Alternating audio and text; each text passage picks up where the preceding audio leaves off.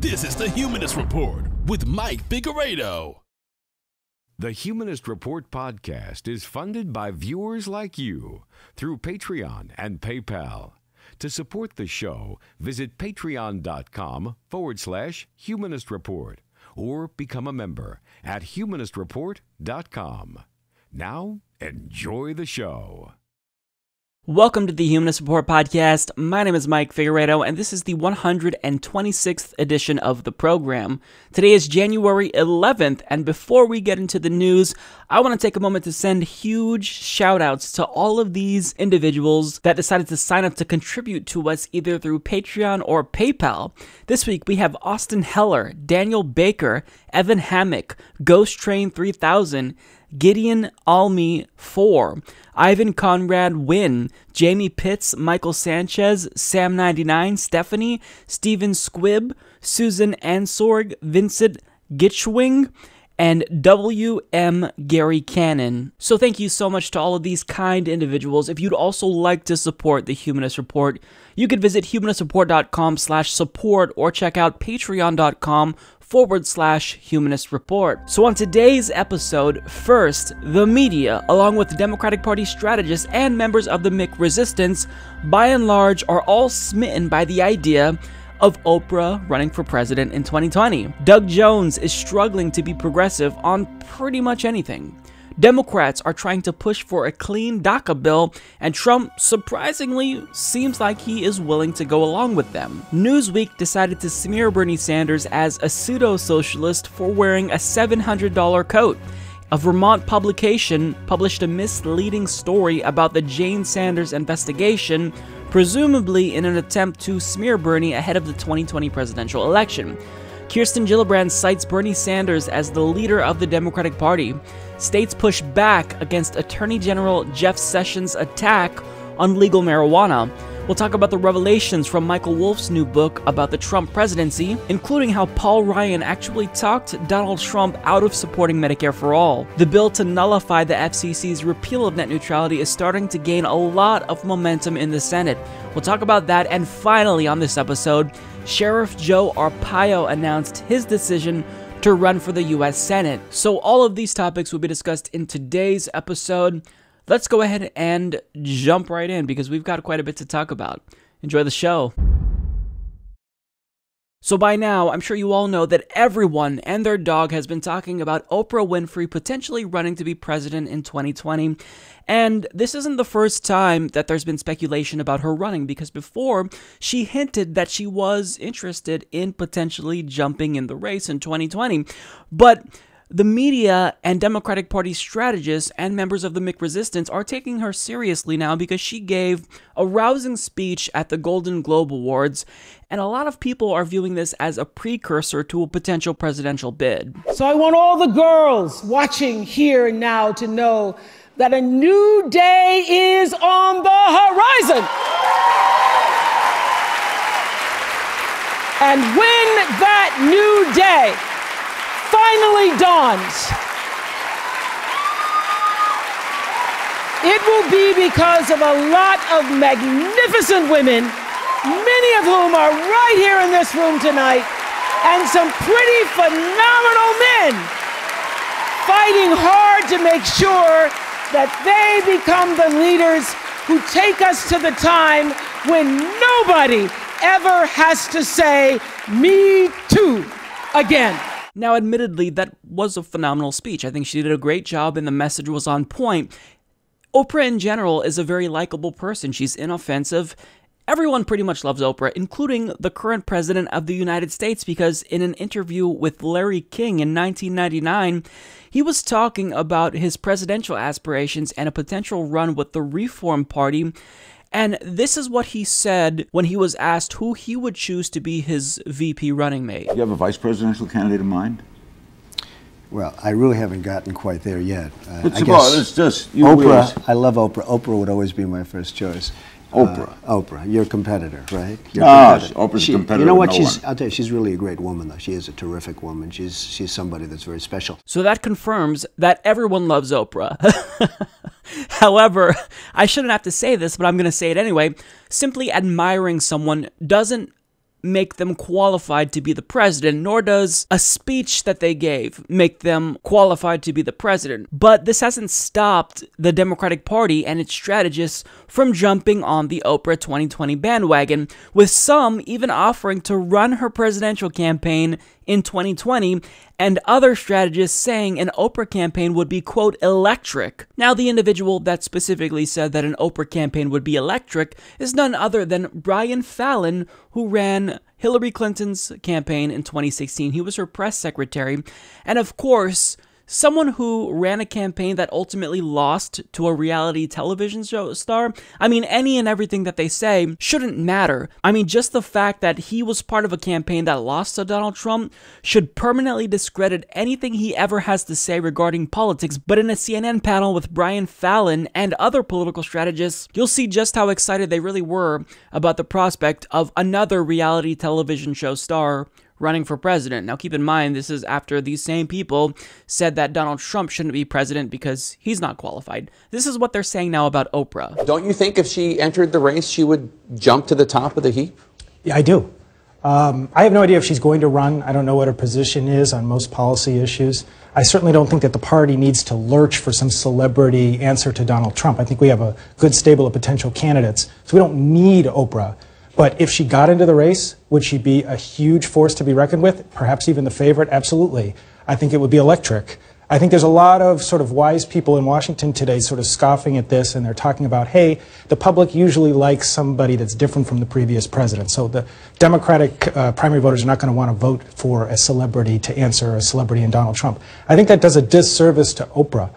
You can be a celebrity and be famous before entering politics without being Donald Trump. She is somebody that over 30 years has demonstrated an ability to uniquely inspire people, to relate to people. She showed an intellectual curiosity that Donald Trump just doesn't possess, a big-heartedness that I think would make her a very appealing candidate if she decided to run. Wow. Oprah, I think I found your campaign spokesman.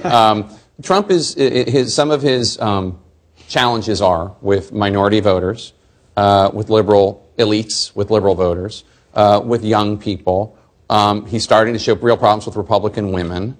I mean, that kind of sounds like an Oprah coalition. Yeah, that's why I believe that Oprah would be, if she ran for president, would be quite formidable. Her longtime partner Stedman Graham, told a reporter from the Los Angeles Times that she might absolutely run. So what are we to make of that? Well, I think that the fact that she seems to have taken care to avoid politics throughout much of her career means that she's built up something of a reservoir of goodwill where every move that she made, if she became a candidate, would not be greeted with the typical cynicism that you see voters greet a lot of politicians' moves with. So Tom was saying that, you know, she'll have to take policy positions that will necessarily alienate people. That's true. But I think she'd be extended more of a benefit of the doubt based on her 30-year track record. And I remember during the 2016 campaign, her support for Hillary, you just played the clip from that late night show, it was pretty muted. She's picked her spots. I think that would serve her well. I don't think she'd be greeted as some kind of political hack that was just trying to get into the race for her ego like Donald Trump has been viewed. All right. Oh, really now, Brian? Are you seriously telling me that Oprah Winfrey wouldn't be running for egotistical reasons? Really? She literally has a magazine named after herself, and can you guess who's on the cover of every single issue? Oprah. And she also has a television channel named after herself as well, unsurprisingly. I mean, she's just as narcissistic as Donald Trump. The difference is that she doesn't wear it on her sleeve like him. I mean, she literally sells her name as a brand in the same way that Donald Trump does. So to say that she is running for altruistic reasons and isn't just doing it because her ego is too overly inflated is absurd to me. But as you can see by watching that clip, they've all drunk the Kool-Aid. They all are buying into this idea that another television show star and billionaire should get into the race when they have absolutely no political experience whatsoever. And that discussion was merely a microcosm of the broader conversation that's been going on with regard to an Oprah presidential run. So we all know that people are talking about Oprah running and that she might run, but as Politico asks, should Oprah run? And there's a very simple answer to that question. No, God! No, God, please, no! No! No! No! So the fact that I have to come out here and explain to people why Oprah Winfrey should never be the president of the United States, it boggles my mind. So I don't even know where to begin, but first of all, she's apolitical. If you're excited about Oprah Winfrey running, then what excites you? Just because she has a nice personality? I mean, look at this tweet from Sarah Silverman. She states, Oprah Winfrey and Michelle Obama 2020. But what policy positions excite you about this duo, Sarah? What? Because as far as we know, Oprah could be a Republican. We don't know because she doesn't really talk about her policy positions ever. She's apolitical. So how can you be excited for someone who would be the commander-in-chief, the chief executive, if they haven't even told you anything about their policy positions? Furthermore, she's a billionaire. We're not supposed to live in an oligarchy. If she wins the nomination, though, in 2020, that will be a contest between two billionaires. And when you consider the possibility of Mark Zuckerberg or Mark Cuban entering the race, I mean, at that point, what's the sense of even voting? We might as well just officially hand over the keys of the country to billionaires because they already buy off politicians in order to get the policy concessions that they want. But now they're just cutting out the middleman and they're trying to just run the country themselves directly. So unless Oprah Winfrey is in favor of some really, and I mean really progressive policies, then I wouldn't vote for her just on the principle of her being a billionaire alone. Because we already have multimillionaires running for president, and that's bad enough. But to have a billionaire run for president, I just find that idea offensive. The fact that we have a billionaire president is offensive to me. Now, another reason why Oprah shouldn't run is because she has more name recognition than legitimate candidates like Tulsi Gabbard, Bernie Sanders, Elizabeth Warren. Why should she throw her name in the race when she has zero political experience whatsoever and basically suck up all the media attention that real progressive candidates like Bernie Sanders would otherwise be receiving?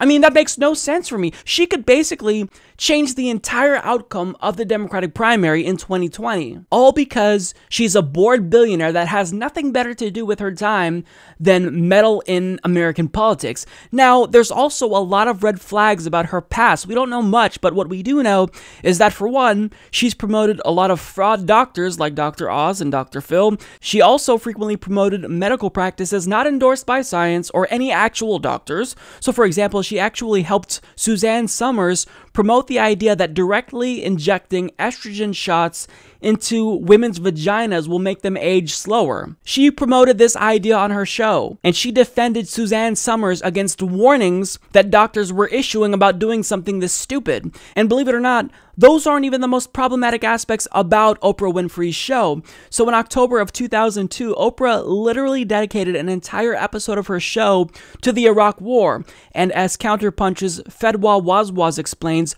Oprah Winfrey used her program to market the war, where she showcased clips from supposed experts that said the United States had, quote, a moral obligation to rid the world of Saddam Hussein. In fact, Oprah's warmongering on that episode was so brazen that one audience member actually called her out on how, quote, the show seemed to be propagandizing in favor of war, to which Oprah responded by saying she wasn't advocating for any position, even though she brought on people to specifically advocate for one position, but she was just instead laying out the facts in order to help her audience decide. In fact, when you go back to that clip, Oprah actually got arguably defensive when she was called out. Even Oprah got in on the act, featuring in October 2002, New York Times reporter Judith Miller. The U.S. intelligence community believes that Saddam Hussein has deadly stocks of anthrax, of botulinum toxin, which is one of the most virulent poisons known to man. Liberal hawk Kenneth Pollock. And what we know for a fact from a number of defectors who've come out of Iraq over the years is that Saddam Hussein is absolutely determined to acquire nuclear weapons and is building them as fast as he can.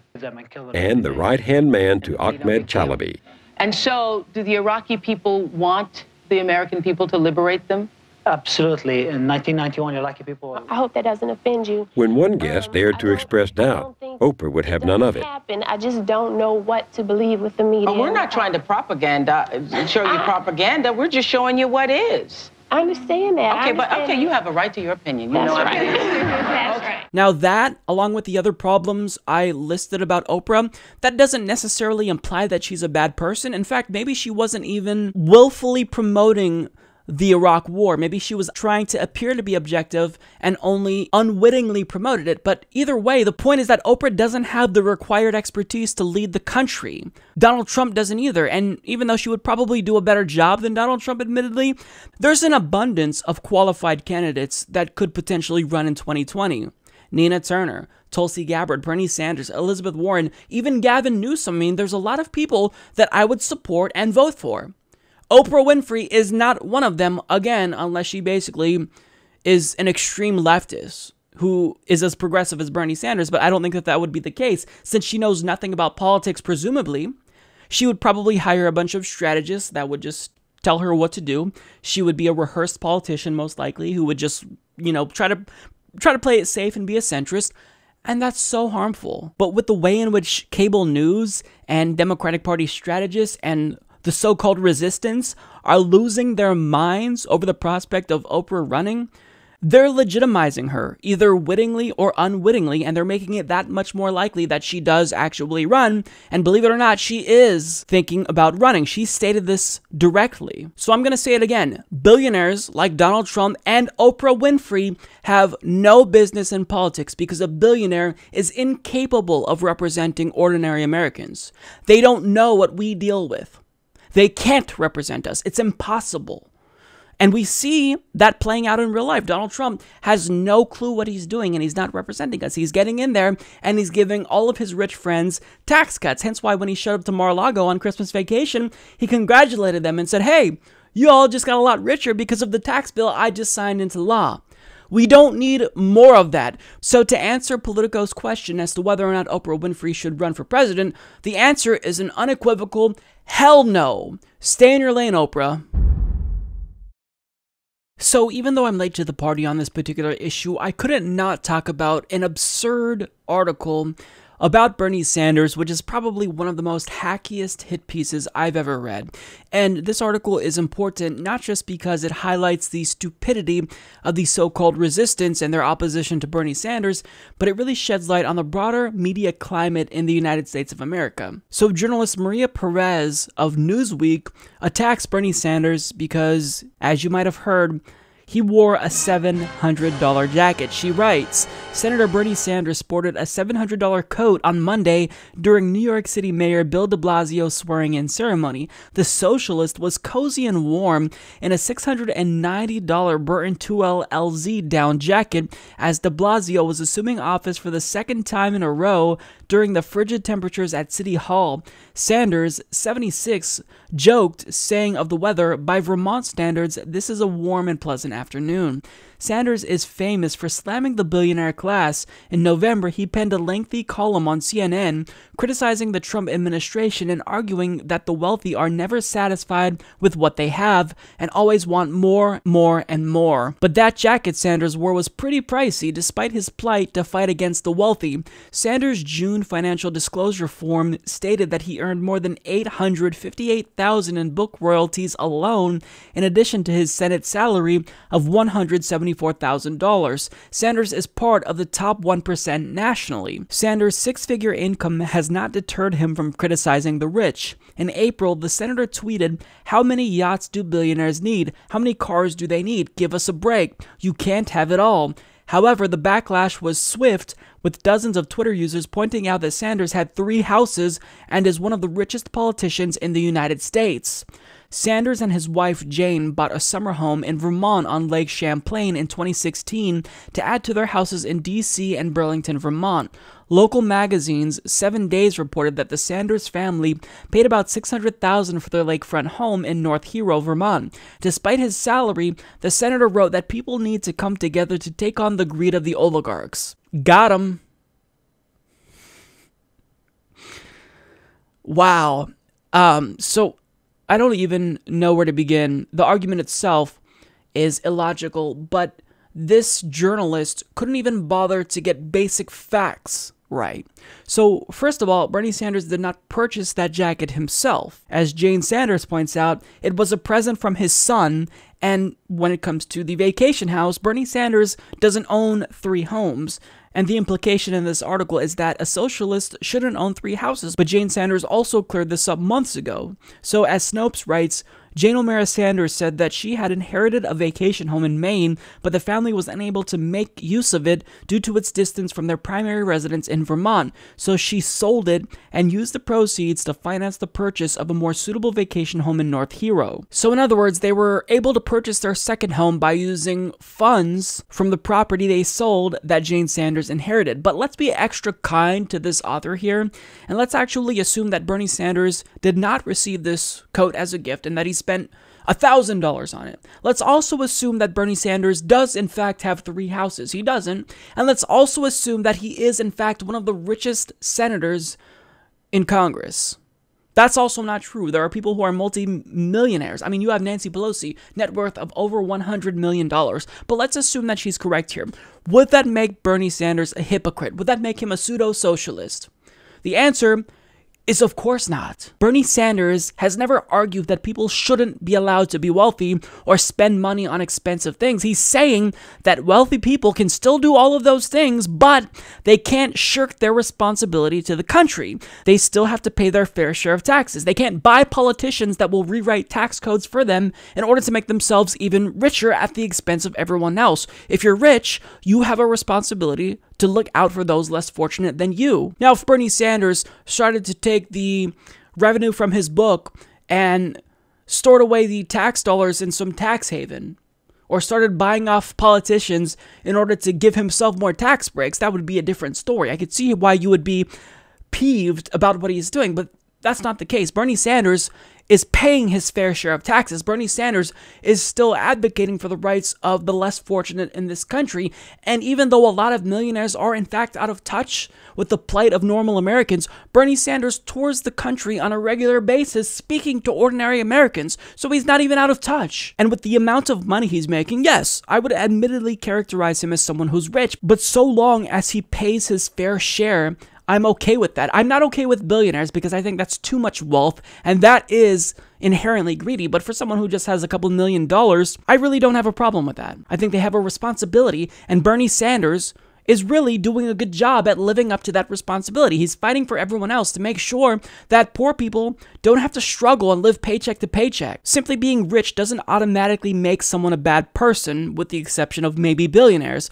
But she is implying here that progressives have advocated this position when nobody has. Bernie Sanders hasn't. Nobody has. Jill Stein has a net worth of more than $5 million. FDR was a multi-millionaire who inherited the wealth from his family.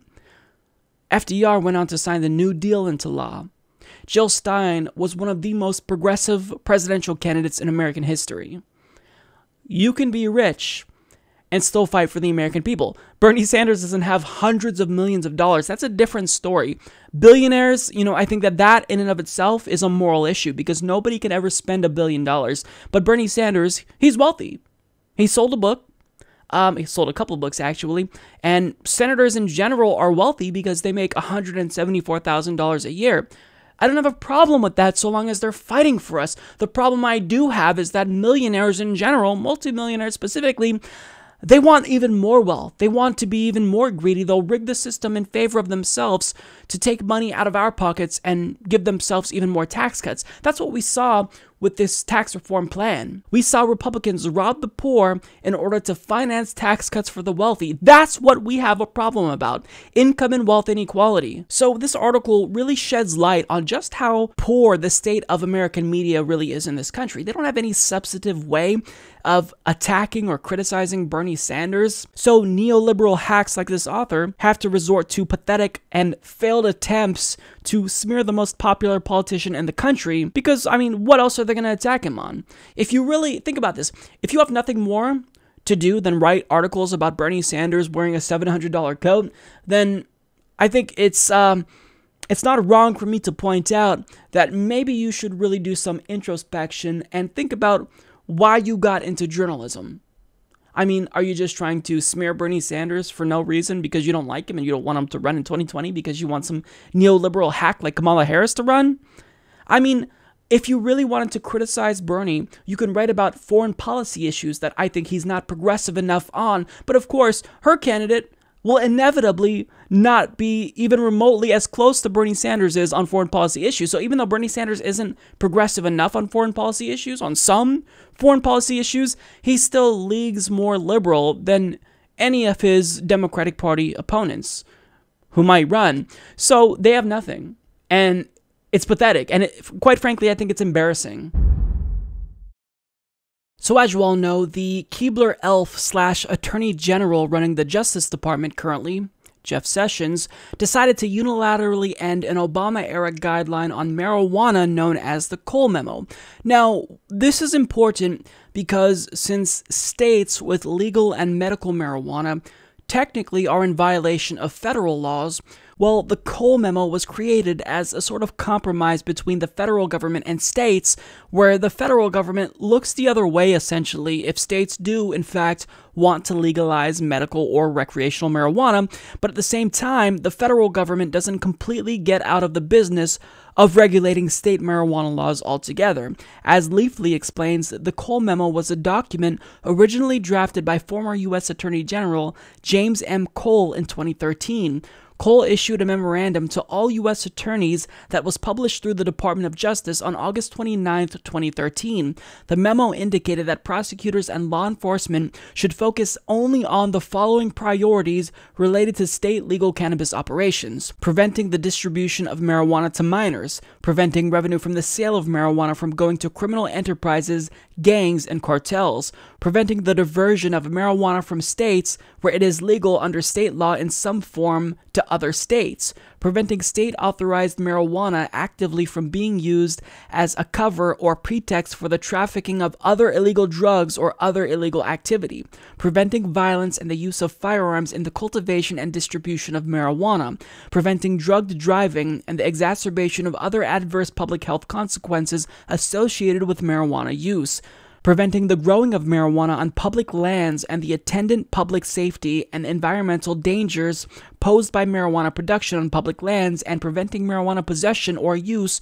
on federal property. So, since the jurisdiction of marijuana laws overlaps between states and the federal government, this memo allowed states to legalize marijuana if they wanted to, but it also let the federal government outline enforcement priorities when it comes to the sale of marijuana. But what was important about the Cole Memo was that it intentionally omits any mention of banning states from selling marijuana outright if they wanted to. So it was essentially a necessary compromise that made everyone happy, and it's been the status quo since August of 2013, as the last article pointed out, which is shortly after the first two states legalized marijuana. However, Attorney General Jeff Sessions decided to rescind the Cole Memo, which means that his Justice Department can now prosecute states that have decided to legalize recreational and medical marijuana laws. And he wouldn't rescind the Cole Memo if he wasn't planning to crack down on states. So this is a really bad sign of what's to come for states that have decided to legalize recreational and medical marijuana.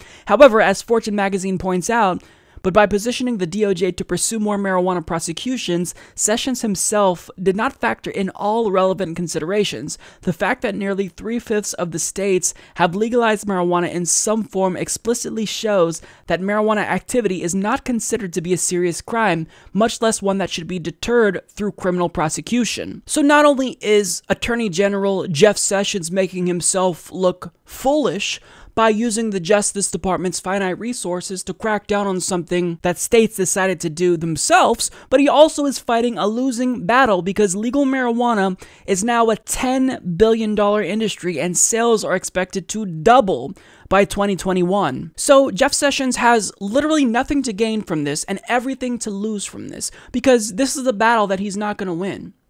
But the reason why he's doing this anyway is because he is personally opposed to marijuana. But guess what? We don't care how you feel, Jeff Sessions. Not only do studies show that there are medical benefits to marijuana, but if we want to smoke marijuana, we're adults. We're going to smoke marijuana regardless if you try to crack down on it or not. So my question is, as all of this unfolds, where's the president? Where's Donald Trump? This is his attorney general. So if Jeff Sessions decides to crack down on states with illegal weed, then by proxy of Jeff Sessions, Donald Trump is doing this as well, because Trump nominated this individual to the Justice Department, and anything he does reflects poorly on Donald Trump. So why hasn't Donald Trump spoken out about this? Because Donald Trump on the campaign trail said that he is okay with states legalizing marijuana. Legal marijuana. Colorado, one of those states that have legal marijuana.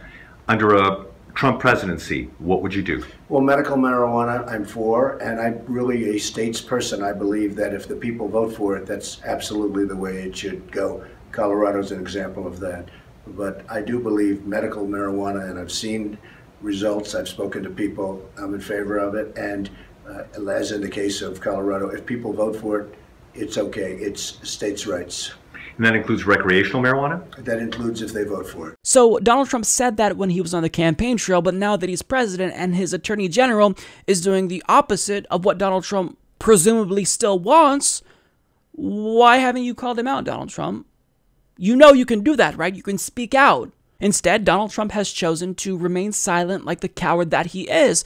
However, unlike Donald Trump, states have decided to speak out. They're not tucking their tails between their legs like Donald Trump. And they've actually decided to fight back. So for example, shortly after Jeff Sessions rescinded the Cole Memo, the Vermont House passed a bill to legalize recreational marijuana in an 81-63 vote. So that was a direct middle finger to Jeff Sessions. Make no mistake about it. And also, governors of states with recreational marijuana, like Oregon's Kate Brown, has basically iterated the stance that, yeah, it doesn't really matter what Jeff Sessions does.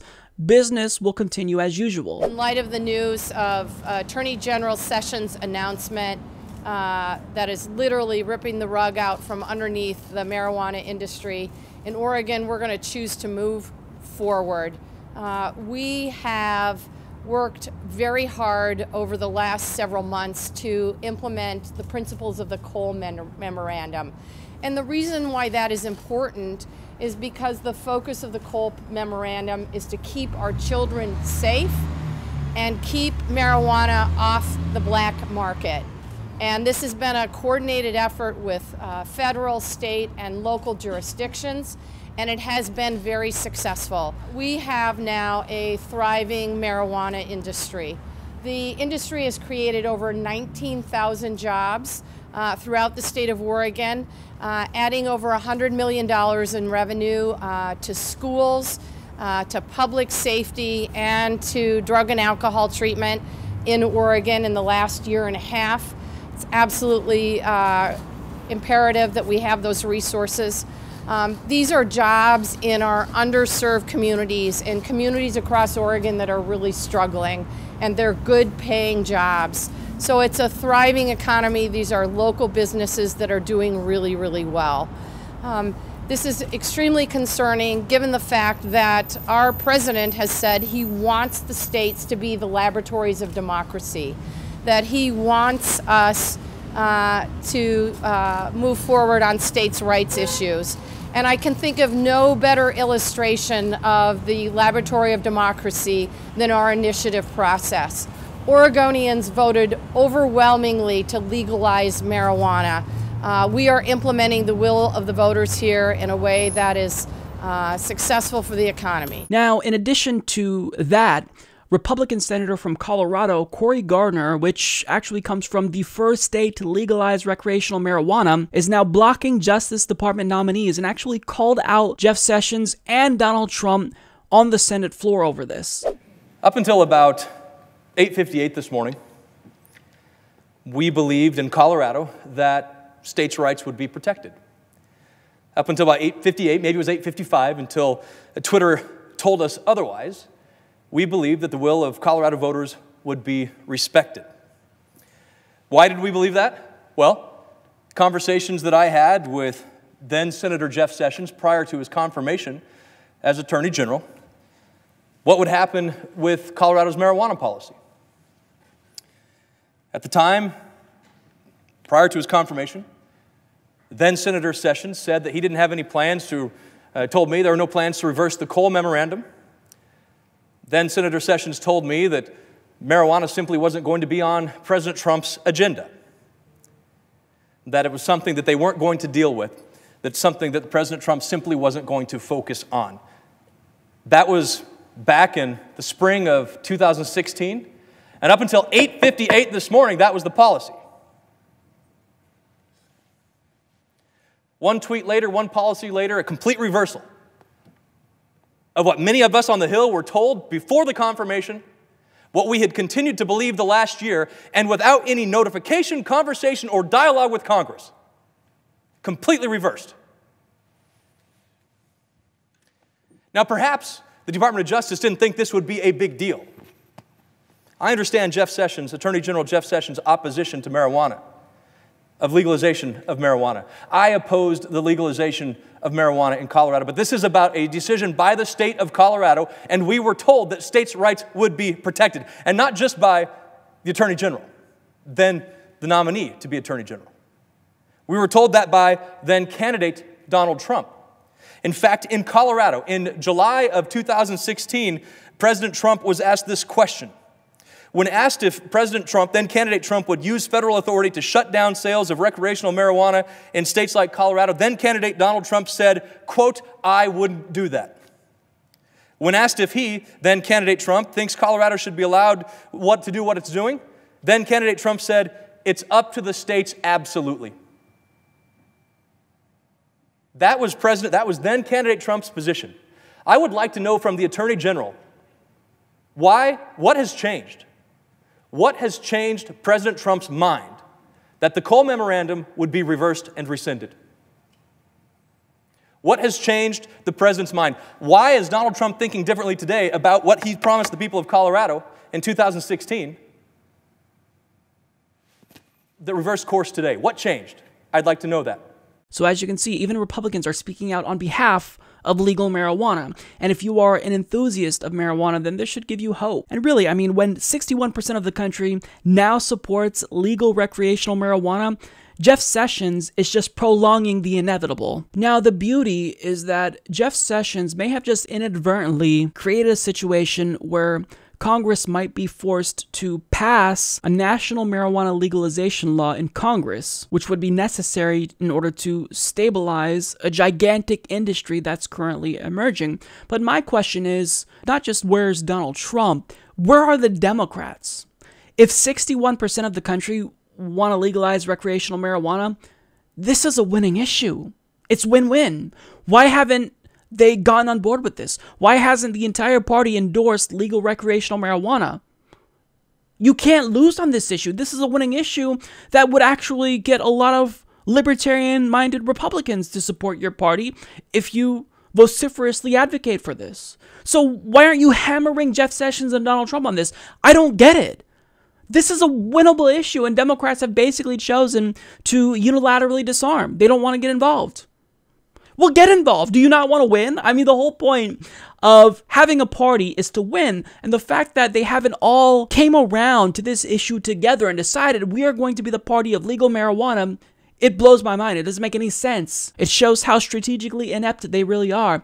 So look, again, Jeff Sessions, in doing this, he can try all he wants, but you can't. I mean, once states start legalizing marijuana, when you have so many states with medical marijuana, you're not going to stop what's already happening. The cat's already out of the bag. Marijuana will be legal in all 50 states one day. It's only a matter of time. And unfortunately for Jeff Sessions, he may have just inadvertently sped up that process because Congress may be forced to respond in order to save and protect this industry that will net billions of dollars in tax revenue one day, potentially. So as you all know, Michael Wolff's new book titled Fire and Fury was released this week, and it gives readers an inside account of Donald Trump's administration, and it essentially confirms what we already suspected, that the White House under the leadership of Donald Trump is in total disarray. Now personally, I haven't seen Americans this fired up over a book since the release of the Harry Potter series, but the reason why this book is so incredibly popular and is now selling out everywhere, at least in physical copies, is because it received a lot of free advertising from none other than Donald Trump himself, because he gave this book a huge boost when his lawyers tried to suppress the book's release by threatening to sue the publisher, which then prompted them to actually release it several days earlier. And once it was released, expectedly, it became a bestseller. Now, the book would undoubtedly be popular even if Donald Trump didn't inadvertently give it a gigantic push, but even Fox News is questioning whether or not Donald Trump might have mishandled this situation and made it even worse for himself. Has the administration brought more attention to this book than the media itself? Well, the president, and he's a Queens guy, he's a counterpuncher. When people punch, he punches back, especially in a book like this, which is just such thin garbage. In other words, yes. So needless to say, this book has become a huge headache for the president. And as White House correspondent for CNN, Abby Phillip explains, this book is really starting to get to the president. It's really bothering him. Last night, the president really had on his mind this book that has roiled his presidency, roiled his administration. He has not let this issue go after the book was published a few days early, despite his legal threats trying to shut it down. The president wrote in a tweet, let me read that to you, what you had just a moment ago. Michael Wolff, the author of the book, is a total loser who made up stories in order to sell this really boring and untruthful book. He used sloppy Steve Bannon, who cried when he got fired and begged for his job. Now Sloppy Steve has been dumped like a dog by almost everyone. Too bad. Sloppy Steve is that new moniker that the president has given his former chief strategist, someone who was incredibly close to his campaign and also to his administration. Steve Bannon was recorded in this book making derogatory comments about the president, and afterwards the president really slammed him in a harsh statement, and that anger clearly has not gone away. So what she's saying is totally believable because Donald Trump keeps tweeting about this book, and he keeps tweeting about Sloppy Steve, which I think is a hilarious moniker. But let's go back to why this book is popular in the first place. So first and foremost, we learned about what Steve Bannon said about Donald Trump Jr.'s meeting with a Russian lawyer. He called it treasonous. And he allegedly told Michael Wolff that, quote, they're going to crack Don Jr. like an egg on national TV, referring, of course, to prosecutors. And additionally, CNN reports Bannon also reportedly told Wolff that special counsel Robert Mueller's investigation into the Trump campaign's potential ties to Russia is centered on money laundering, saying that the White House is sitting on a beach trying to stop a Category 5 hurricane. You realize where this is going. This is all about money laundering. Mueller chose senior prosecutor Andrew Weissman first, and he is a money laundering guy, Bannon reportedly said. Their path to fucking Trump goes right through Paul Manafort, Don Jr., and Jared Kushner. It's as plain as the hair on your face. So, I mean, obviously, that's huge. For someone like Steve Bannon, who has been close to Donald Trump during the campaign and his early months as president, you know, that to say something like that it's pretty explosive. Now, in response to Steve Bannon, Donald Trump stated, Steve Bannon has nothing to do with me or my presidency. When he was fired, he not only lost his job, he lost his mind. So this led to Steve Bannon then issuing an apology to the Trump family, referring to Trump Jr. as a patriot and good person, and he also reiterated that his support for the president is unwavering. Now, unfortunately for Sloppy Steve, the White House actually rejected his apology. But I mean, besides the Steve Bannon thing, the book gives us so much more insight into other aspects of the Trump presidency. And as Michael Wolff, the author himself, puts it, really it seems like people within Trump's administration don't really like him all that much. Everybody in this White House, and I keep saying this 100% because it is 100% of the people closest to the president, to Donald Trump, believe that there is something wrong here, something fundamentally wrong, something that scares them. As a matter of fact, they went from, if there is any reason they stay in the White House now, it's because they are scared. They believe they have a responsibility to the American people. Now, while I am inclined to believe Michael Wolff, I do find this weird because if people around Trump don't like him, but they supported him during his campaign, I mean, that doesn't make any sense to me. The writing was always on the wall. Donald Trump was always a wackadoo crazy person, so the fact that you're only now realizing that, I mean, it shows how stupid really the people around Trump are. So that to me is a really weird part about this book that was revealed. Now, the book also reveals that Trump allegedly didn't know who former House Speaker John Boehner was. It also states that Melania Trump was reportedly horrified by Donald Trump's victory and that she cried and not tears of joy. Trump also initially didn't want John Bolton to be the UN ambassador because of his mustache. Rupert Murdoch reportedly called Trump an effing idiot, and Trump reportedly referred to then-acting Attorney General Sally Yates as the C word. And probably my favorite revelation about this book is how a staffer was trying to tell Donald Trump about the Constitution, but they couldn't keep his interest, saying, "I got as far as the Fourth Amendment before his finger is pulling down on his lip and his eyes are rolling back in his head." You know, that's really embarrassing. Now, as someone who loathes Donald Trump, I really, really want everything in this book to be true, but the fact of the matter is that we have to be objective and acknowledge that these are second and third-hand accounts, and a lot of this book largely is based on hearsay. So we do have to take that into account, and we can't just jump on this because it's an easy opportunity to embarrass Donald Trump, because I don't think the book is 100% accurate, and Trump's administration is vehemently rejecting everything in this book. Trump actually went so far as to deny that Michael Wolff even had access to the White House, and this is how Trump's advisor, Stephen Miller, describes the book. The book is best understood as a work of very poorly written fiction. The author is a garbage author of a garbage book. The allegations and insinuations in this book, which are a pure work of fiction, are nothing but a pile of trash through and through. Page after page after page of the book is pure false. I see sections of the book where events I participated in are described, and I have firsthand knowledge that as they're described, they're completely and totally fraudulent. So one of the other tragedies of this grotesque work of fiction is its portrayal of the president. The reality is the president is a political genius. So you pretty much get the point. Now, we'll go back to that interview in a second, and I'll show you more of that because it's just amazing. But basically, to suggest that this book is purely a work of fiction, I think is preposterous. But at the same time, we'd be unreasonable to not acknowledge that there are inaccuracies that have been pointed out. So we were talking before the break about some inaccuracies in the book, but not complete. Were you, first of all, in a rush to get this to print for a lot of reasons? Well, yeah, I mean, this book was reported and written in less than a year. Yeah, okay. So, remember, this history is moving pretty fast. Yeah. So your kind of critics here will have some material to work with. There's misspellings. I know, for example, I'll just speak to the part where we are characterized in it, and there was a scene where Ivanka wanted to talk to Donald about women, and he kept saying, what?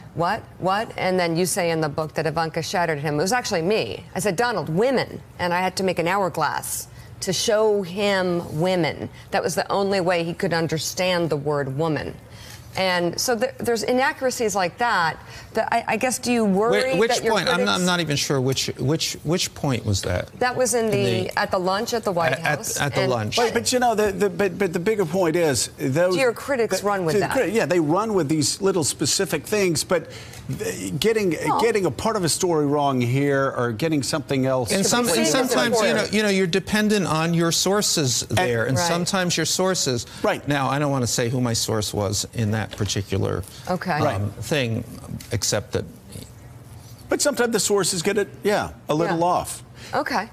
So on one hand, we shouldn't take everything in this book as gospel, because as you saw right there, there's inaccuracies, and I do trust Mika Brzezinski. But on the other hand, to suggest that it's fiction is also absurd. I think the truth is probably somewhere in the middle, but leans more towards Michael Wolff. I think that Michael Wolff probably rushed to get this to sale because, I mean, let's face it, he knew he'd be a multimillionaire once this book came out. So I get it. You rushed. Human error is a problem. But of course, when you have hearsay and second and third accounts of people talking about Donald Trump, I mean, of course, there are going to be problems with this book. But again, overall, I mean, Donald Trump's administration is essentially maintaining that everything in this book is made up. But that's absurd because, one, Steve Bannon wouldn't have apologized to the president if the things he said weren't true, and certainly Donald Trump wouldn't be as angry with Steve Bannon and wouldn't have called him Sloppy Steve if he didn't believe that Michael Wolff was told these things by Steve Bannon. So Donald Trump essentially is contradicting himself here. Second of all, Trump wouldn't have moved to suppress the book if it was fictional. He probably just wouldn't care about it if it was all made up. third and finally, I think the most important point is that the revelations in this book aren't that surprising. They're right in line with what we've come to expect based on various leaks from the White House. So these aren't things that are surprising. So the book probably isn't 100% accurate, but it's certainly not fiction, and knowing that Donald Trump obviously is a pathological liar, for him to say it's fiction means that, yeah, there's probably definitely truth to it. So we should be careful here and question some of the revelations and not lose our objectivity because we have an opportunity to embarrass Donald Trump. If you want to embarrass Donald Trump, all you have to do is wait a day or two, and there will be several more opportunities to embarrass him. Now, I want to get back to the interview I discussed with Stephen Miller and Jake Tapper, because even though he was there to shut down some of the claims made by Michael Wolff in this book, that interview went completely off the rails, and it was absolutely glorious to watch. So I will leave you with that. Enjoy. The only person who's called himself a genius in the last week is the president. But which because happens to be a true statement. Okay. A self-made billionaire who revolutionized reality TV and who has changed the course of our politics. He's watching and he's happy that you said that. But you know, Jake, you can be condescending. I'm not being condescending. I'm trying to get to the point that Steve Bannon. You can be condescending. That was a snide remark. You're sure he's watching and he's happy. Let me tell you something. Why is that your snide? network? You can be as condescending as you want. It's part of your MO. But listen, you can have 24/7. I have no idea why you're attacking me. Well, I'll explain to you. My point is, I'll tell you why I'm attacking you. Steve Bannon, Jake, you can have a 24/7 push the president's travel ban. He helped pull out. I'm so glad you brought that up because that's one of the fake news items in the book. Stephen, I would happen to know better than you would, Jake, about how the travel ban was written. Steve Bannon didn't push the travel ban. If you would let me, Steve Bannon wasn't right. If you let me ask this No, question. because you get 24 hours of negative anti-Trump, hysterical coverage on this network that led in recent weeks to some spectacularly embarrassing false reporting. I think the from your viewers network right now can ascertain who's being hysterical. The viewers are entitled to have 3 months of the truth. Why don't you just give me 3 minutes to tell you the truth about Donald Trump that I know, and then all of our campaign staff know? Because it's my show and I don't want to do that. So here's my question. No, but this isn't a courtroom, and I have a right to speak. Settle down. Calm down. Jake. I have a question for you about issues. But I think the American people deserve to have 2 or 3 minutes of the truth. And we've let you talk. No, here's the truth. I travel with Donald Trump all across the country and the world. I would be with the president on a campaign plane with a rally in 20 minutes, and he would be able to You've already made this point, Stephen. He'd be able to come up with material.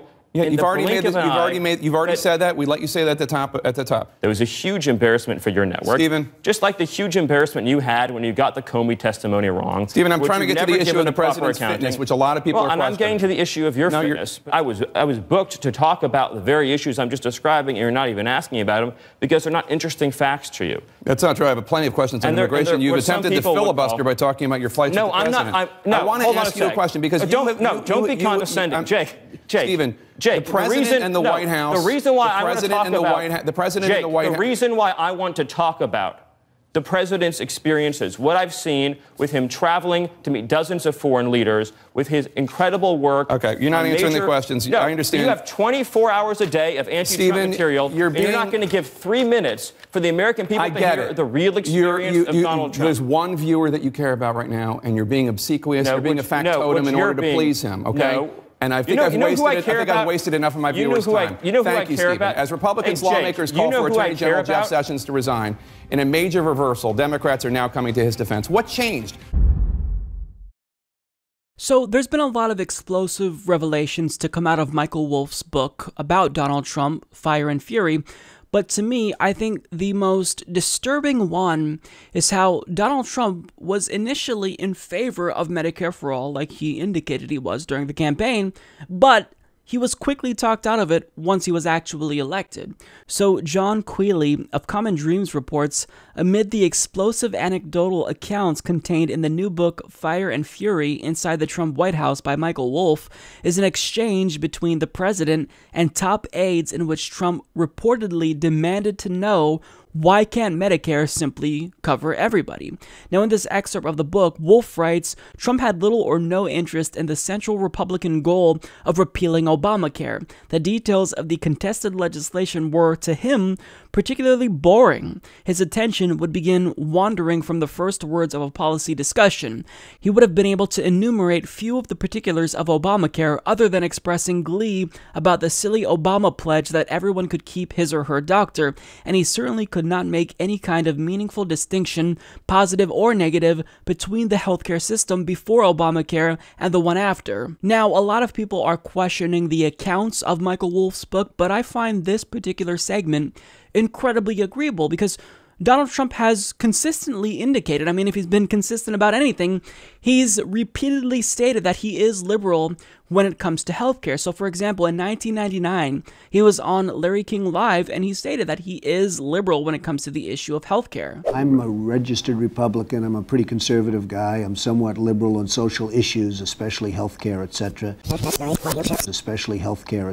Now, in that clip, he simply alluded to the fact that he's more liberal on healthcare. He didn't explicitly say Medicare for all, but in this next clip, which is a lot more recent, he overtly signaled support for Medicare for all. Everybody's got to be covered. This is an un-Republican thing for me to say, because a lot of times they say, no, the lower 25%, they can't afford private. But universal health care. I am going to take care of everybody. I don't care if it costs me votes or not. Everybody's going to be taken care of much better than they're taken care of now. The uninsured person is going to be taken care of. They're going to be taken care of. How?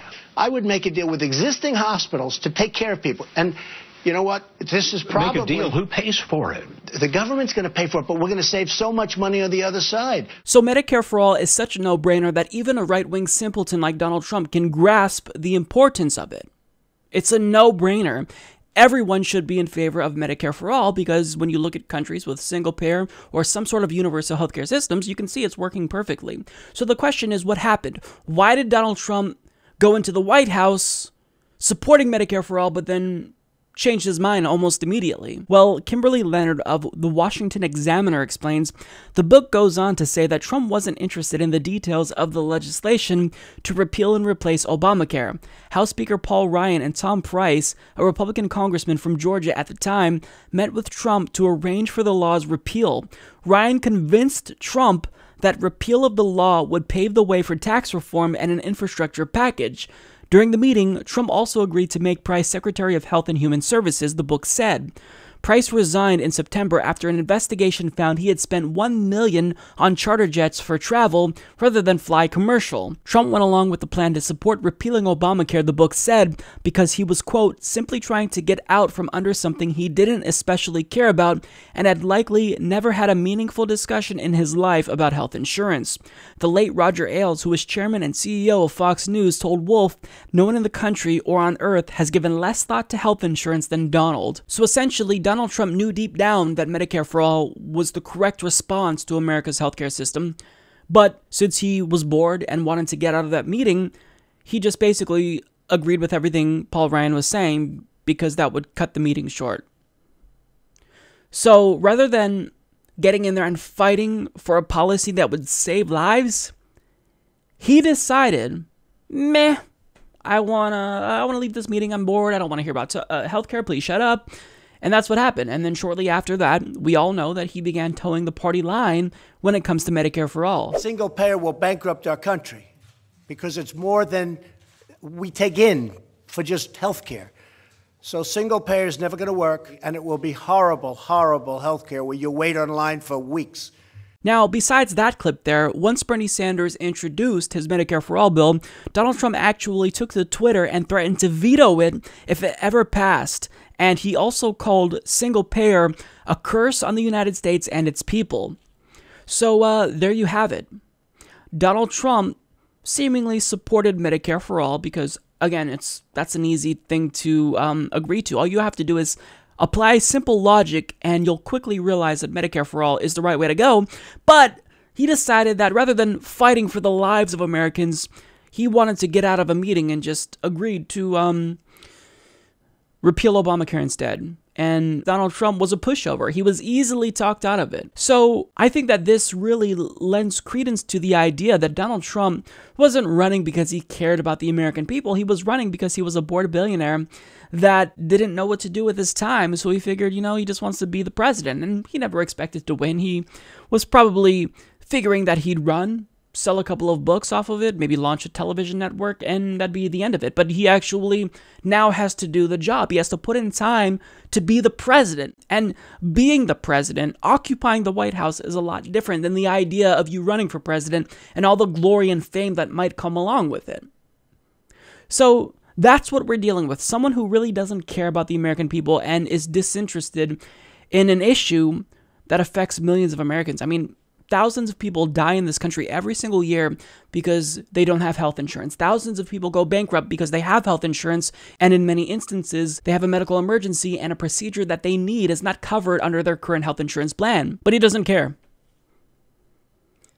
This is a story that I think is really disturbing, and it's an excerpt from the book that I think should be talked about a lot more. But, you know, everyone is talking about the more gossipy elements of the book, and I get it. It's entertaining. Me too. I talked about that too. But to show how big of a child Donald Trump is, especially when it comes to an issue that's so important that you just can't keep him interested in it, it's just downright sickening.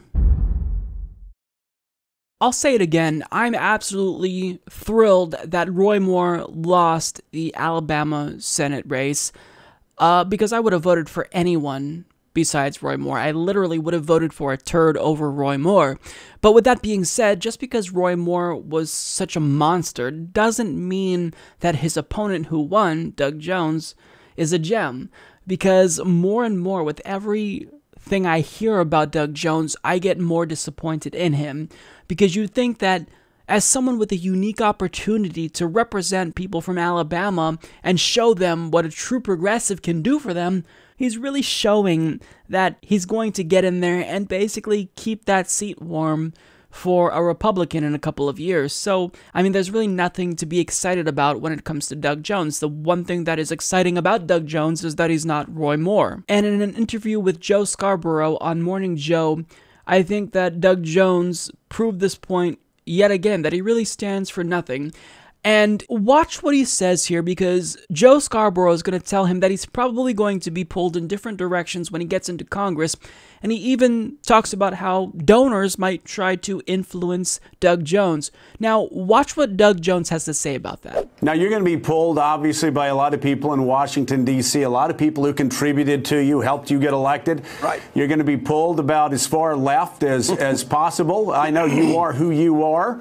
But as you go around to town hall meetings, how much are you going to listen to the people of Alabama and make sure that you're not in lockstep with them, but that you actually are a United States senator that represents the values of the people of Alabama? Well, I think that that's critical. I've made a promise during the campaign. I said it yesterday after I was sworn in, that I think a role of the senator is as much of two roles. You've got to listen and learn from your constituents. Now, that last part about listening and learning is totally agreeable, but what I do take issue with is the first part of that interview, where Joe Scarborough says, you're going to be pulled, obviously, by a lot of people in Washington, D.C., a lot of people who contributed to your campaign, and Doug Jones replies by saying, right, people who contributed to you, helped you get elected. Right. That, to me, is pretty telling, because as soon as he said you're going to be pulled in a lot of different ways, specifically by people who donated to your campaign, that's when Doug Jones decided to chime in and say, yes, I agree. So, in other words, he's acknowledging that donors influence him. And if your donors influence you, then your constituents, their voices are going to be drowned out. Now, is it the case that he could have certainly just said yes in order to be agreeable during the conversation with Joe Scarborough, even if he doesn't necessarily agree with it? Sure, it's possible. Is it the case that Joe Scarborough was specifically referring to Doug Jones's smaller contributors, the grassroots donations?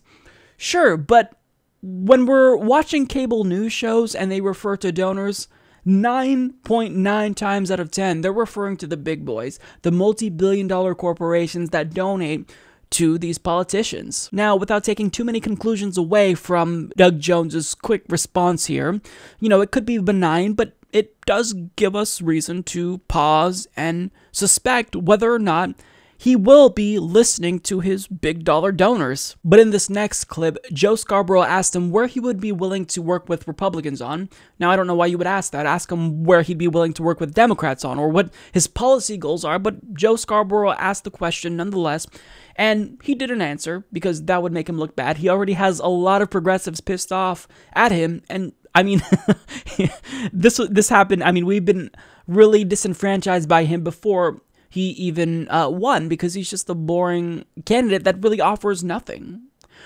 But watch what he says there, because he instead tries to prove that he is liberal in some ways, but I wasn't too intrigued by what he had to say. Can you name a major issue where you think you're going to be able to work with Richard Shelby and other Republicans in the Senate to do something that may not be popular with your Democratic base, may not be popular with Democrats in Washington, but will be more popular with people back in your home state?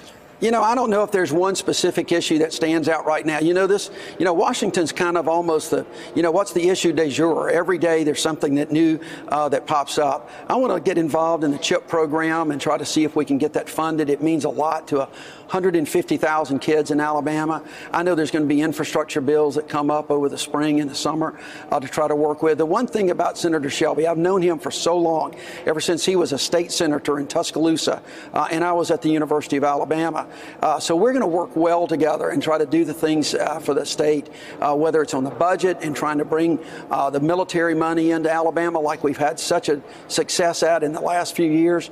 I think there's a number of things, but as we sit here today and we're going forward, it's going to see, we're just going to have to see what pops up, because every day is new around here, every week is new. Yeah, we're going to have to agree to disagree, because the same issues that affected us yesterday still affect us today, and I can guarantee you that they're going to also affect us tomorrow as well. So it's not just that a new issue pops up every day. I mean, we've been talking about things that we need for decades now. Medicare for all. For years now, we've been talking about how we need a $15 minimum wage. We've needed criminal justice reform in this country since forever.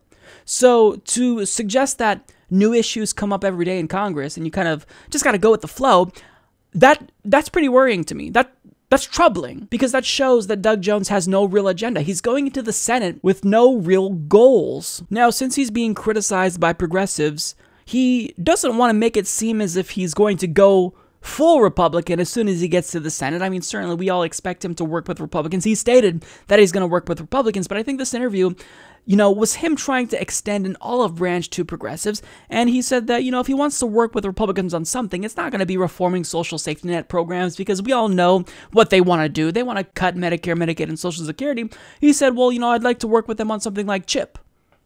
And that's it. Now, CHIP is great. I love that he said that. I certainly hope that Democrats and Republicans will work together to pass CHIP. But CHIP, in general, is a no-brainer. Supporting CHIP doesn't make you liberal, it doesn't make you conservative, it just makes you a reasonable person. It's such a common sense policy idea that the default position for all politicians should be that they support CHIP. And until they tell us otherwise, we should expect them to always renew CHIP when it comes up. But what he's telling us here, in not so many words, is that he's not really going to get into the Senate and fearlessly argue in favor of policy ideas that would benefit his constituents. He's going to get in there and only support policy ideas that marginally improve the lives of people in the United States and Alabama. In other words, he's not going to do anything. Now, I already know what you guys are going to say in the comment section. Mike, you are being way too harsh on him. I mean, give him at least a couple of months. Give this guy a chance before you criticize him. And yes, it does seem like I'm being overly nitpicky. I'm aware that I may come off that way, with this video. But the problem is that if we don't keep constant pressure on Democrats, we're never going to get anything from them. We're not going to get a single policy concession unless we are relentless and we yell at them every single day. Because that's how this party is. Doug Jones is most likely going to get there and be nothing more than a spineless Democrat that doesn't push for anything. That we have to basically drag his feet to get him to support any policy that's even marginally progressive. We shouldn't have to do that. If you're a Democrat, then you should just support policies that benefit the working class. But the fact that we even have to be this nitpicky on Democratic politicians, that should say less about me and more about the state of politics. Because yes, I understand that I'm very nitpicky and my standards are very high, but if we don't keep the pressure on these politicians constantly, understand that you are guaranteeing yourself nothing in return. So anyone in Alabama who voted for Doug Jones, if you don't call his office every single day and demand policy concessions from him and demand that he supports Medicare for all, then you're not going to get it. So yes, I totally get that I seem like an asshole right now, and I'm just looking for everything to gripe about with regard to Doug Jones. But the problem is that in the state of politics today, where big money rules everything, I'm hypersensitive to everything these politicians say, and we have to speak truth to power. If you are a senator, you have a unique opportunity to push for policies that would not only change people's lives, but save the lives of Americans and save lives around the world as well. So you have a tremendous, unfathomable amount of responsibility as a United States Senator. And Doug Jones has given us every indication that he's going to bungle this unique and huge opportunity that he has. And it's frustrating. So I get why people may think that I'm coming off as someone who's just too nitpicky, who isn't even giving him a chance, but I hope that Doug Jones proves me wrong. I will be excited to come out and say, look, I stand corrected. He ended up being progressive. And I'll give him credit where credit is due, but unfortunately, there's a lot of red flags when it comes to Doug Jones, and simply not being Roy Moore is not enough. You're elected, now represent your constituents. So Kirsten Gillibrand is an individual that is widely recognized as a corporate Democrat by progressives. And this is because when you look at her campaign contributors, they're pretty problematic. She takes millions of dollars from the big banks and Wall Street. She has a super PAC. So there's a lot of negative aspects about Kirsten Gillibrand. However, lately, it does seem as though she's saying all the right things. So in an appearance with CNN, she was asked to cite the leader of the Democratic Party, and her answer was actually surprising for a corporate Democrat. Who's the leader of the Democratic Party right now? I think you have your congressional leaders, of course, but I think, you know, Senator Sanders is out there talking about things that has big ideas like Medicare for all. I think Elizabeth Warren's out there talking about a rigged system that we desperately need to fix for working families. And for each of us who are running for re-election, such as myself and 24 other Senate Democrats, we're in our states talking about our vision and what we want to change and how we want to make a difference and how we want to make the economy grow. So certainly she's 100% correct here. And she's proving day by day that she is a lot more politically astute than other corporate Democrats like Cory Booker, who try to pretend to be progressive but keep walking in on political landmines. So with Kirsten Gillibrand, not only is she saying the right things, but she's correct here, and what she's doing here is actually pretty smart because she's cultivating legitimacy among the Democratic Party's progressive wing, who she needs if she does decide to run for president in 2020, which she most likely will.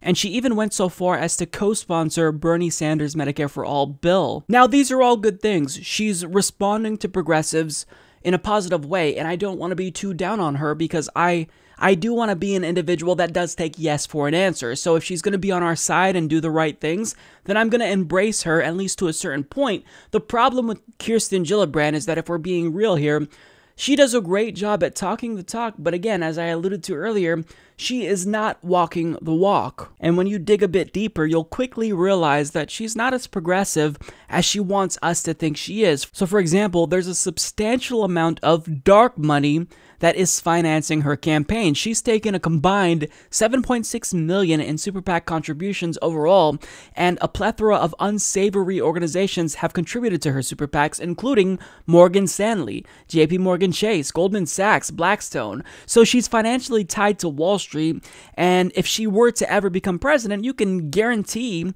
that they'd expect a return on that investment, and as Barack Obama illustrated, she'll most likely deliver. She also received money from pharmaceutical companies like Pfizer. And Pfizer, after they just took a gigantic tax cut from the Republican Party, they announced that they would be ending research to Alzheimer's and Parkinson's. So that's what they do once they get money from us. They end vital research that we need. Now, additionally, when you look at Kirsten Gillibrand's FEC filings, she's already raised nearly $10 million for her 2018 re-election campaign alone. So the point in bringing up the problems Kirsten Gillibrand has is not to demonize her or vilify her. I'm glad that she is seemingly trying to get on our good side. That's a good thing. That's a positive thing. And I do believe in positive reinforcement. However, we do have to have a nuanced discussion about corporate Democrats. We can't just be smitten by any little thing they say. I want action, real action. Co-sponsoring Medicare for All is a huge step in the right direction, but will she vote for Medicare for All when the time comes?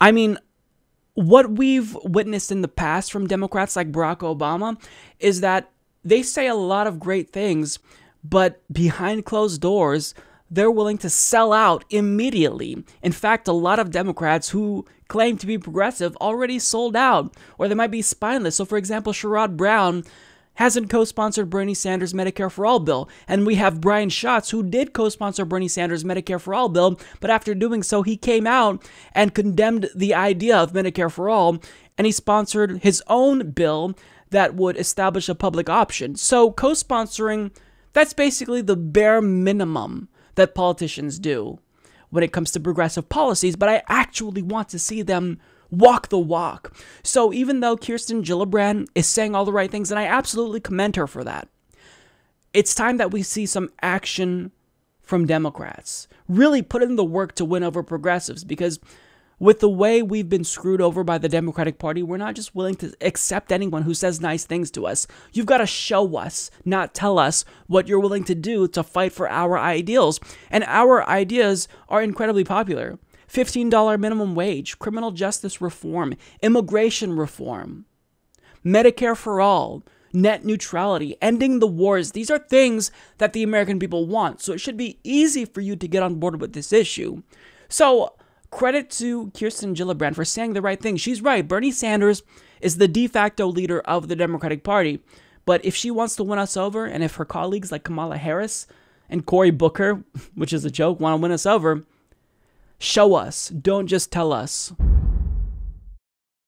Currently, President Donald Trump and the Republicans are in talks with Democrats to come up with a legislative solution to DACA after Trump decided to unilaterally kill the program in 2017. Now, up until this point, President Trump was basically playing hardball with Democrats and saying he's not going to sign any legislation pertaining to DACA unless it includes funding for the border wall. So much for having Mexico pay for the wall, right? But he's basically saying that if they don't approve of the border wall, then they don't get DACA. However, in a recent meeting between Dianne Feinstein and other Republicans, and some Democrats too, it seemed as though Trump was, in fact, surprisingly willing to pass a clean DACA bill. And I think, and I don't know how you would feel about this, but I'd like to ask the question, what about a clean DACA bill now, and with a commitment that we go into a comprehensive immigration reform procedure like we did back, I remember when Kennedy was here, and it was really a major, major effort, and it was a great disappointment that it went nowhere. I have no problem. I think that's basically what Dick is saying. We're going to come out with DACA. We're going to do DACA, and then we can start immediately on the phase 2, which would be comprehensive. Would you be agreeable to that? Yeah, I would like to do that. Go ahead. I think a lot of people would like to see that, but I think we have to do DACA first. Mr. President, you need to be clear, though. I think what Senator Feinstein's asking here, when we talk about just DACA, we don't want to be back here 2 years later. You have to have security, as the Secretary would tell you. But I think that's what she's saying. I think she's saying something different. What do you think I'm saying? I'm thinking you're saying DACA without security. Are you talking about security as well? Well, I think if we have some meaningful, comprehensive immigration reform, that's really where the security goes. And if we could get the DACA bill, because March is coming, and people are losing their status every day. So this video has me really conflicted, because on one hand, I can't help but think that Donald Trump is trying to cultivate legitimacy among the American people after his approval rating continues to tank month after month. I think he's filming this to show people not only that he cares about us in some way, but also that he's willing to compromise and work with Democrats and pass a clean DACA bill.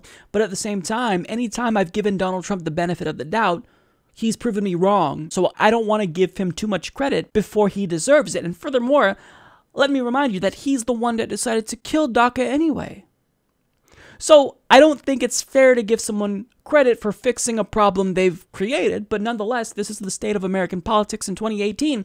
And furthermore, Democrats even though it's the case that they have been advocating on behalf of Dreamers, I mean, you saw Dianne Feinstein there. That's the individual who's representing people. I mean, people's lives are at stake here. Millions of people's lives are at stake here. Dreamers need DACA.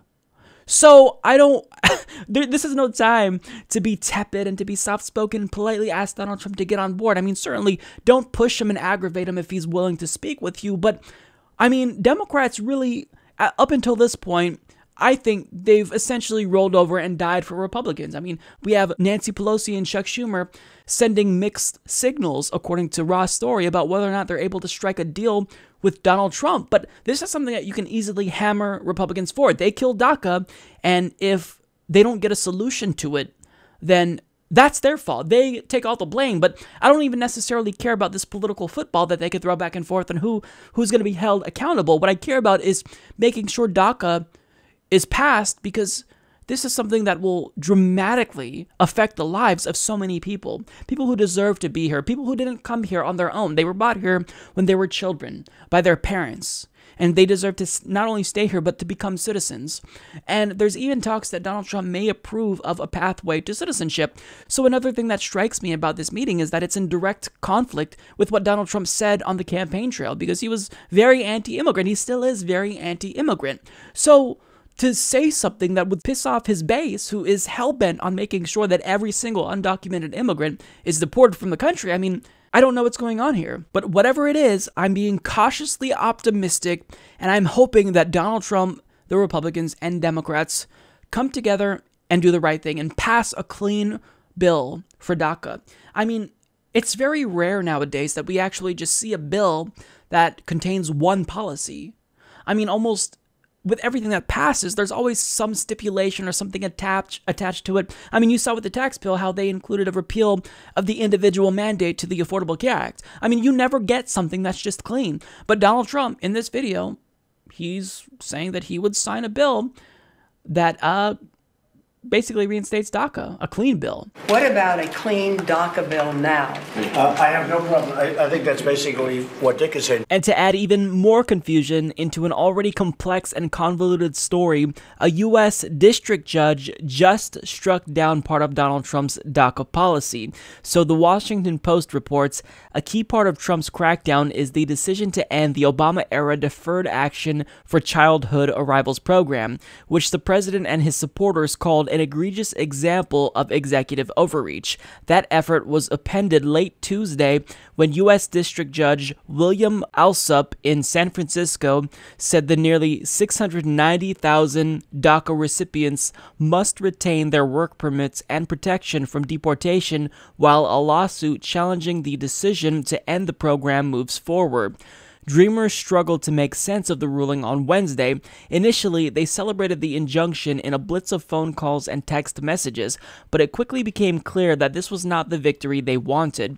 Lawyers said the lawsuit and perhaps the injunction could drag on for years and could also be appealed by the Justice Department, which spokesman Devin O'Malley said looks forward to vindicating its position in further litigation. The Department of Homeland Security did not say whether it would begin renewing work permits, despite an order from Alsup to do so, and provided no guidance on its website, which includes a message in red letters: DACA is ending.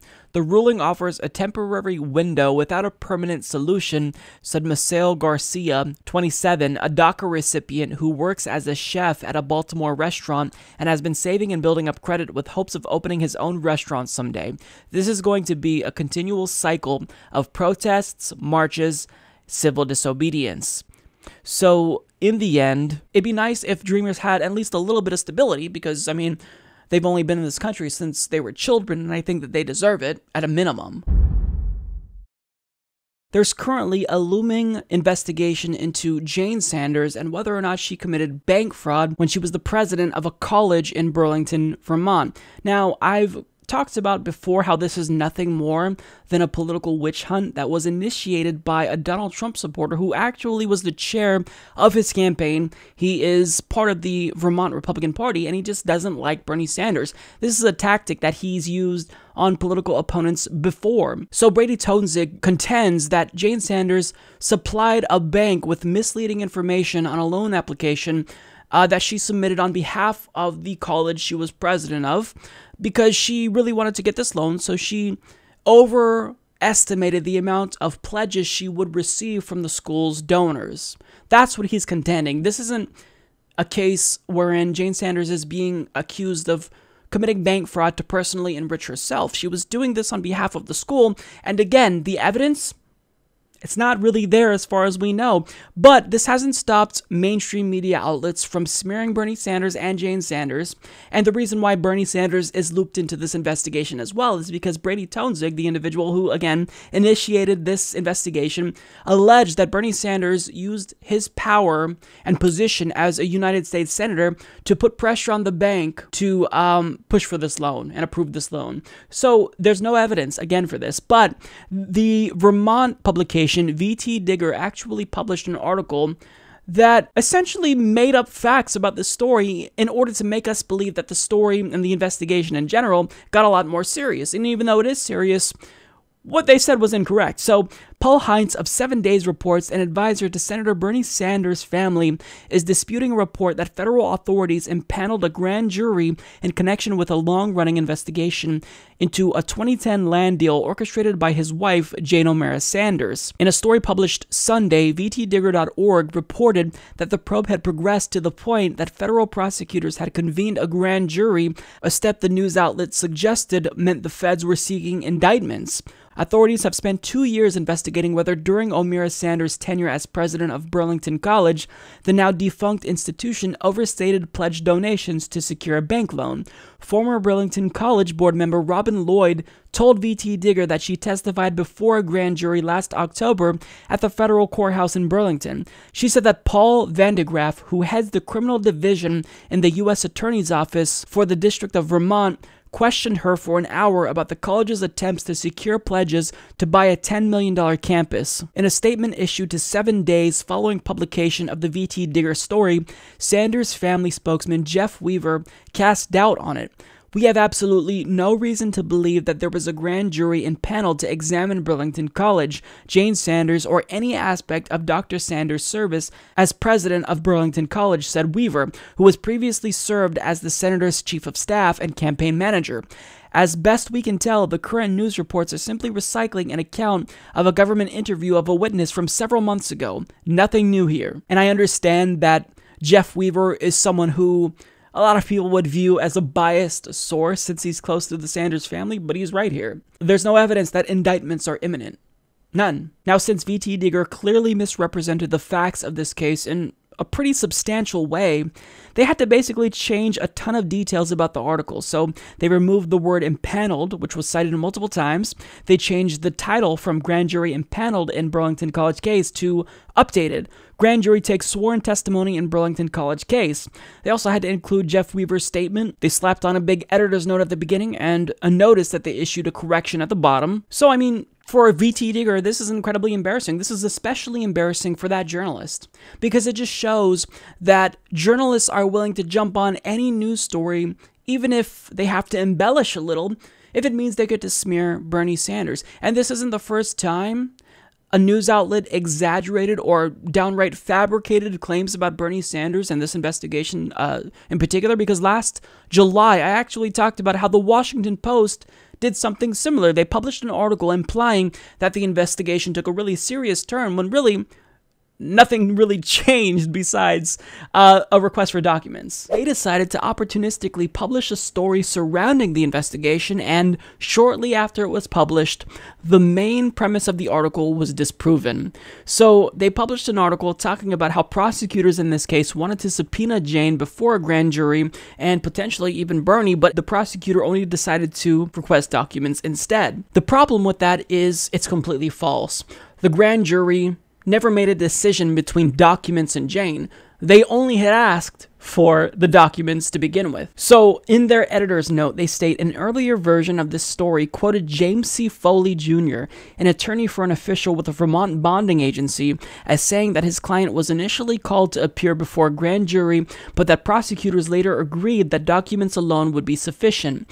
Foley clarified late Monday, however, that the grand jury subpoena required only that documents be turned over.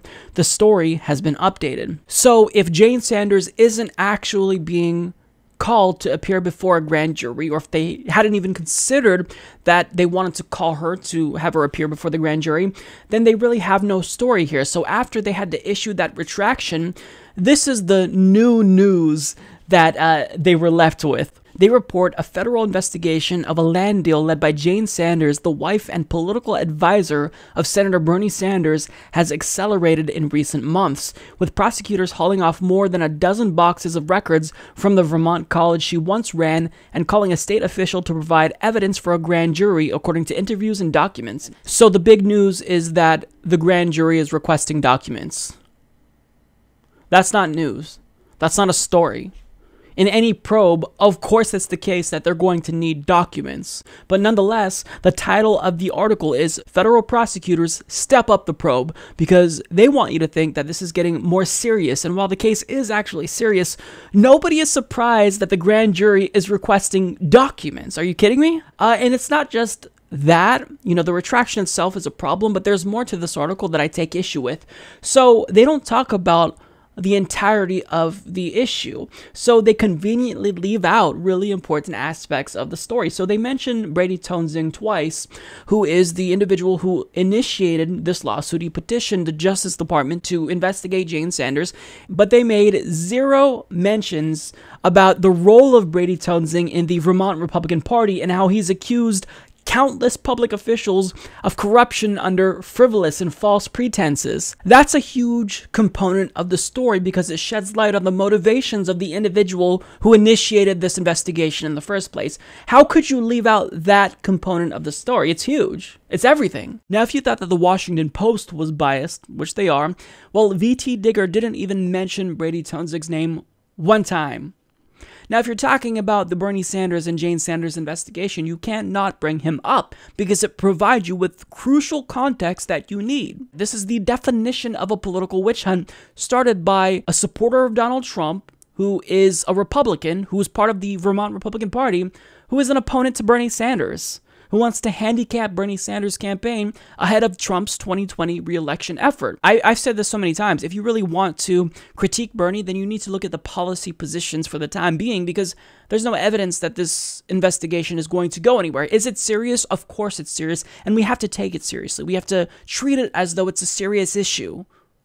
But with that being said, you can't be misleading because you want this investigation to be more serious, because it is, and that goes both ways. I'm not going to downplay the significance of this investigation, because even though I think it's a political witch hunt, it's still serious, of course.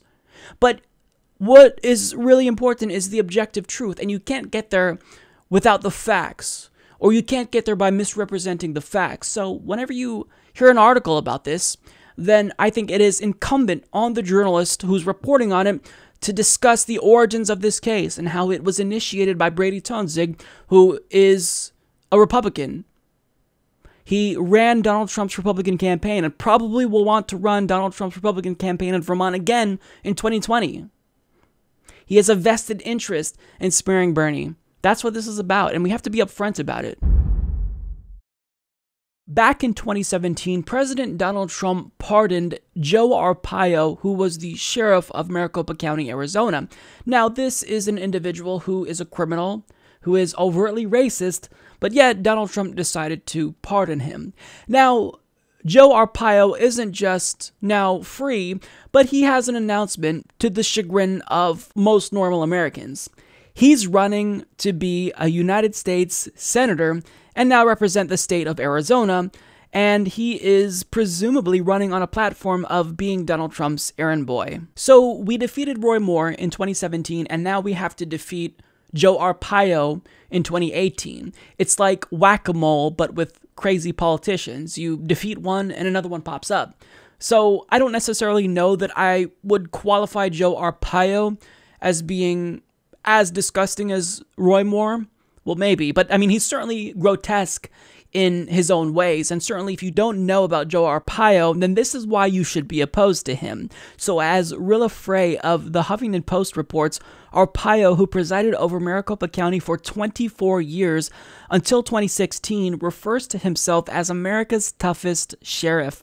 His unorthodox and often discriminatory policing tactics got him into trouble when he disregarded a 2011 Department of Justice order that forbade him from detaining people illegally based on their immigration status. The former sheriff is also known for calling his state's own jail a concentration camp, allowing jailers to break the neck of a paraplegic man, failing to investigate hundreds of sex abuse cases, and botching a SWAT raid in which deputies allegedly laughed as a puppy burned to death. That's what Sheriff Joe Arpaio oversaw.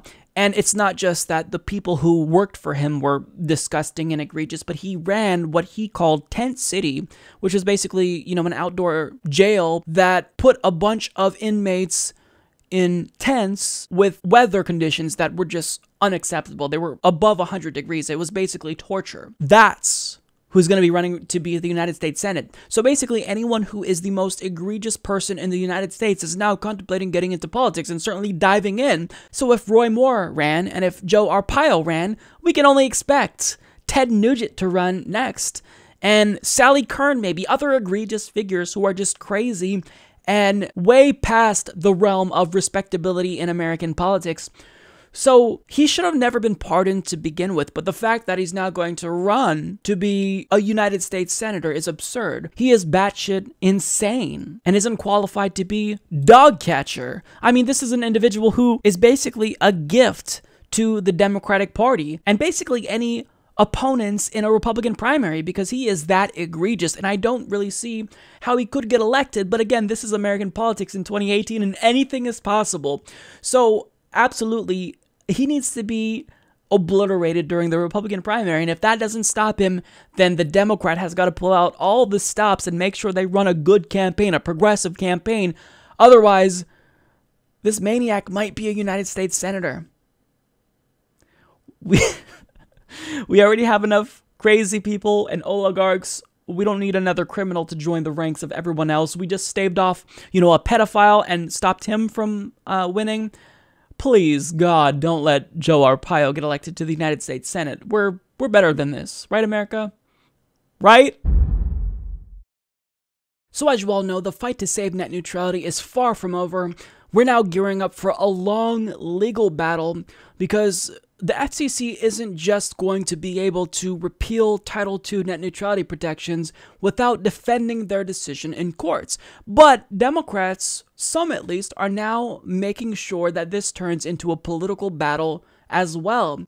Now, I reported a couple of weeks ago about how the Senate is going to try to force a vote using their authority under the Congressional Review Act, which would allow them to basically nullify the FCC's repeal of net neutrality.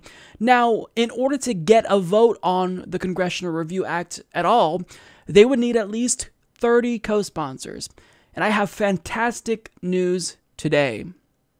They have 40 co-sponsors, and not just all Democrats. They now have one Republican on board, Susan Collins, who has agreed that the FCC's decision should in fact be nullified. So Harper Neidig of The Hill reports a Senate bill that would block the Federal Communications Commission from repealing its net neutrality rules now has 40 co-sponsors, Senate Democrats announced Tuesday.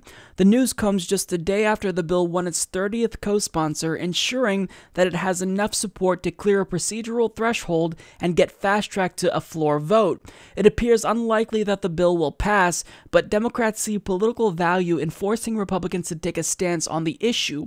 Polls have found that a large majority of the public supports keeping the net neutrality rules. The bill would use authority under the Congressional Review Act to block the FCC's repeal from going into effect, and with more than 30 senators on board, the legislation will be able to bypass the committee approval process, and Democrats will be able to force a vote on the floor.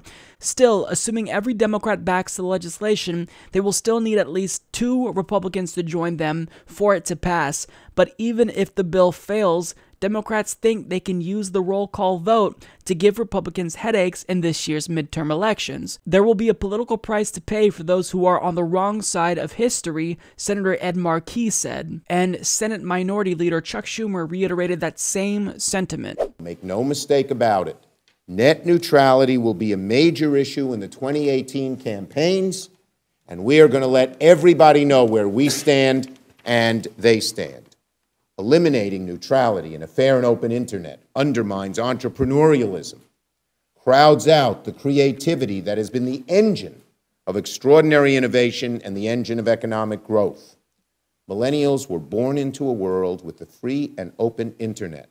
It's as integral to their daily lives as a morning cup of coffee.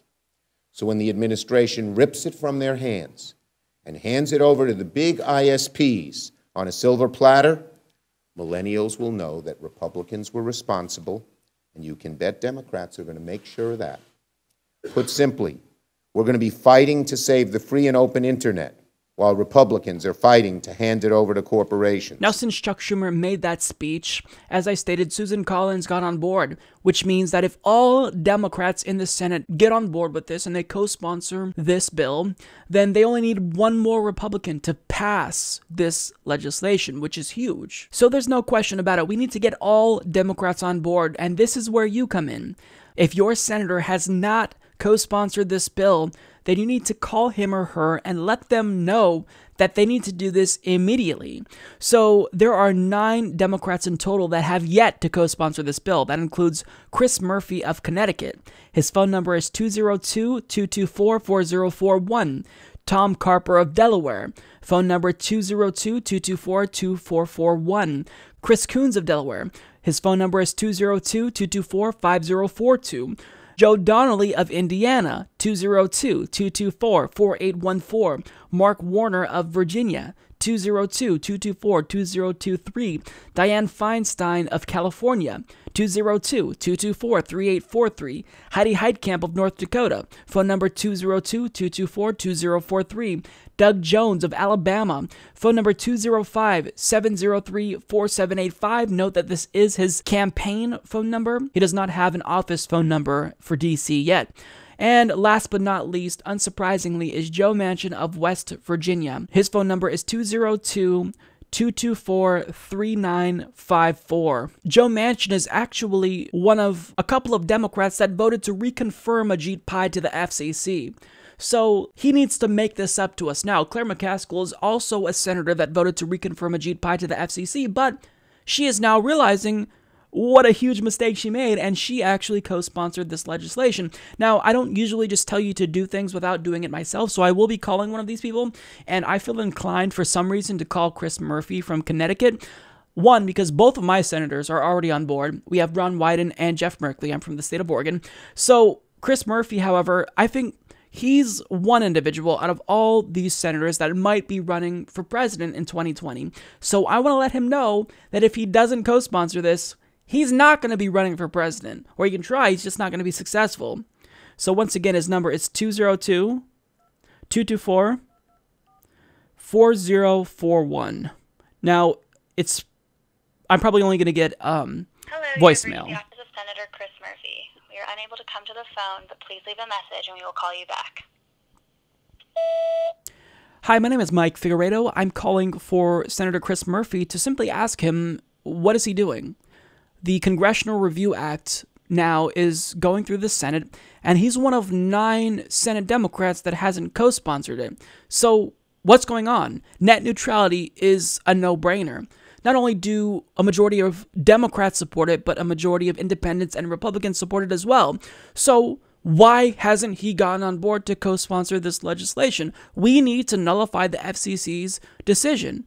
Why isn't he helping? I mean, is he that much of a sellout that all the money he took from the telecom industry is just more influential than what the American people want? If so, then that's sad. And I know he wants to run for president, but he's not going to get anywhere if he doesn't get on board with this legislation. And best believe that we will be forcing a vote in the Senate on this bill. And if he votes against it, if he doesn't co-sponsor it, there's going to be hell to pay. He will be kicked out of office, and his presidential dreams, they're not going to see the light of day. So tell Chris Murphy to get on board. And again, I'm just pissed off that I even have to call and let a so-called Democrat know to do the right thing when he should have done this on day one. So do it. Those always turn into rants. Oh. Okay, so Anyways, we'll be taking note of every single vote. So if you vote against this, when it does come out for a vote, there will be hell to pay. We're never going to forget. We will remember you. So call your senator right now and make a difference. Well, that's all I got for you guys today. If you made it this far in the episode, thank you so much for tuning in and listening to me rant for politics for a little over an hour. I truly appreciate it. And again, as usual, before we end the show, I want to send a huge thank you to all of our Patreon patrons and PayPal subscribers, because you guys are integral to this show's existence, and I really mean that. So thank you so much for helping us not just survive, but to thrive as well. And I know I repeat myself when I say that, but it's so true that I feel the need to reiterate it, because you guys are amazing. So thank you all so much. I will see you next week. Hopefully you enjoy the show, but have a great day.